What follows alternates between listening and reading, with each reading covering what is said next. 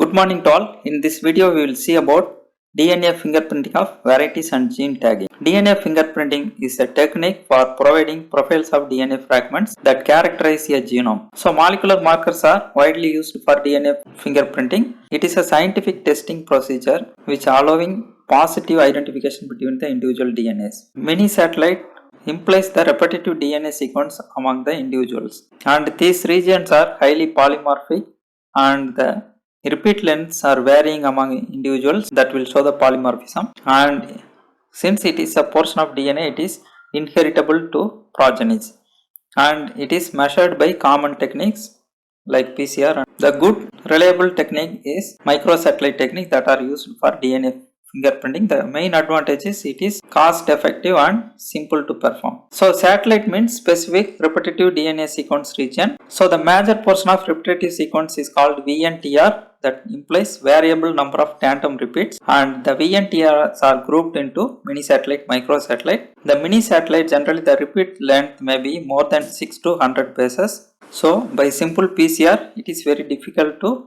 amplify such lengthy fragments, whereas another category called microsatellites that have the repeat length unit of 1 to 7 bases, and we can identify 5 to 100 repeats at each microsatellite. So we will get the fragment of few hundred base pair, so it is easier to handle in PCR and we will easily detect the polymorphism. So microsatellites are suitable for DNA fingerprinting among the individuals. Now we will see how to use microsatellite markers, that means SSR markers, for fingerprinting technique. Let's assume this is a small fragment of a chromosome. It have repetitive region. So the first one is a specific kind of 2 or trinucleotide repetitive sequence that is in yellow color, and next blue is repetitive sequence with another set of sequence code. It may be some, for example, yellow one is ACC, ACACC, like that means this may be ATCC, ATCC, like that. And another block one is another kind of repetitive sequence. The fourth one have another repetitive sequences. Okay, so these four are having different kinds of template pattern for their tandem repeats. We give the names A, B, C and D. And fifth one have the repetitive sequence which is exactly similar to third one, we give the name C. And last one is having the repetitive sequence pattern similar to second one, we gave the name B. Now we know the organism have two allelic pattern. So in allele 1, for example, it have 10 repeats for in the case of A and 10 repeats in the case of B. Similarly C carries 30 and D carries 12. Again second C carry 10 repeats and B carry 40 repeats. Similarly in another allele the P is 32. In the first one it is 10, second one it is 32. So it show the variations at allelic level. If it is two different genotype, then also we will see difference. So likewise we will see the allelic variation using mini satellite markers. We will see the key terms between these two factors. One is called multi-loci probe and single locus probe. If it is multi-loci probe means a similar repetitive pattern appears at different places. In same chromosome at different locations, same repetitive patterns will be appear. It may be the number of repetitions only vary. Whereas if it is single locus probe means the repetition sequence pattern appear at only one place in the chromosome. So in this case the C and B are showing multi-loci probe, whereas A and D are single locus probe. B probe have two repetitive sequence pattern in the chromosome 1.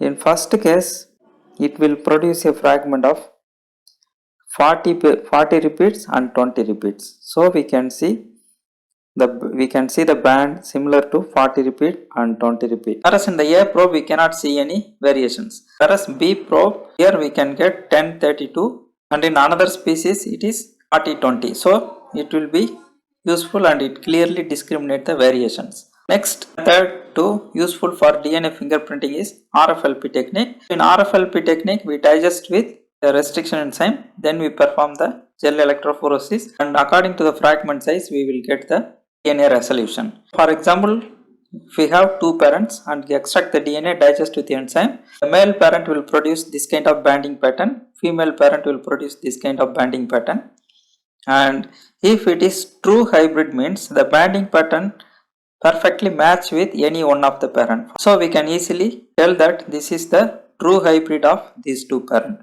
And next one is we can see some bands which are not relevant to either father or mother. It is not a true hybrid. And fourth category we can see the banding pattern similar to male and female, so it is true hybrid. And last one, not at all, the progeny of these two parents. Likewise, we can use RFLP technique to identify the hybrids and parents for fingerprinting purpose.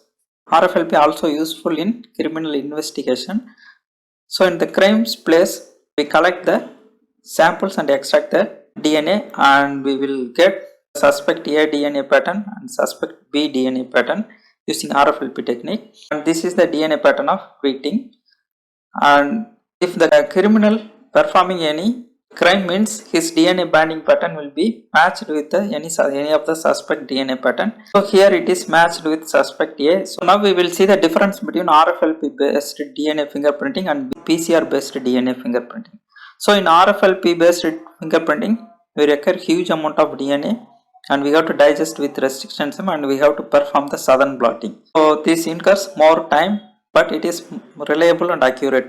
Whereas in the case of PCR based DNA fingerprinting, mostly we use SSR markers, and once we design the marker, just we perform PCR amplification and we run the gel and identify the banding pattern variation.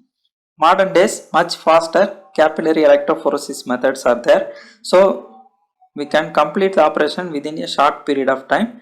That is the advantage of PCR based DNA fingerprinting. Now we will see the applications of DNA fingerprinting. So we can identify the parents and hybrids, and in criminal investigation we can match the suspect easily, and the database of criminals are maintained by DNA fingerprint, and animals or plant pedigree confirmation is achieved by fingerprinting, and the diagnosis of inherited disorders may be identified, and it is helpful to identify dead bodies in the natural disaster.